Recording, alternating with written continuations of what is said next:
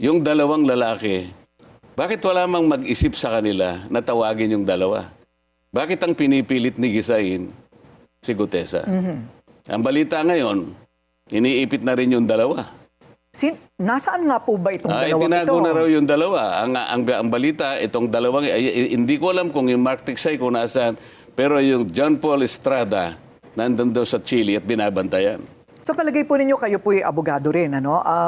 Ano po ang maaaring gamitin na corroborating circumstances or testimony dito po sa mga sinabi ni Ginoong Gutesa na pag-deliver po niya ng mali-maletang pera doon sa construction site daw? Ang unang makapagpapatunan niyan, tawagin nila yung dalawang lalaki na binabanggit niya doon. Ang pangalan ay John Paul Estrada at saka Mark Tiksay.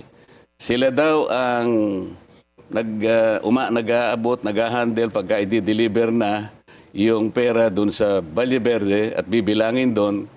Pagkatapos sa Valle Verde, dadalhin doon sa may horizon sa BGC. Sa Hyatt yata yun. At from Hyatt, ibababa nila yung dapat na ibabang mga maleta at dadalhin sa bahay ni Martin Romualdez.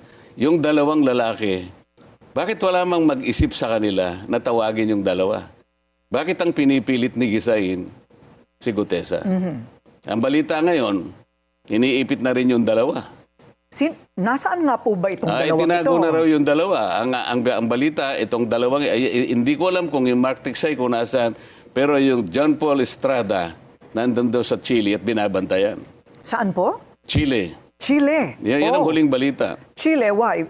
We have no extradition treaty with Chile? Siguro, bukod sa malayong-malayo, baka wala tayong extradition treaty. Oo. John Paul Estrada. And Mark Tiksay. Ayun.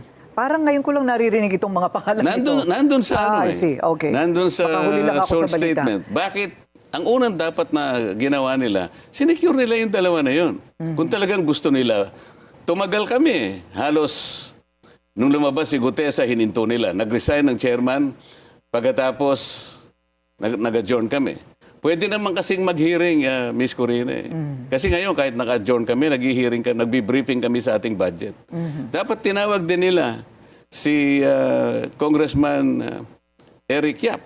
Dahil binanggit niya to, siya nagdala ng pera doon noong December 2024. Yun daw ang pinakamarami na perang dinala. Sapagkat 46 na maleta, suitcases, na Rimowa, yung makakapal. Kaya ang bawat isang maleta ay naglalaman ng 48 million.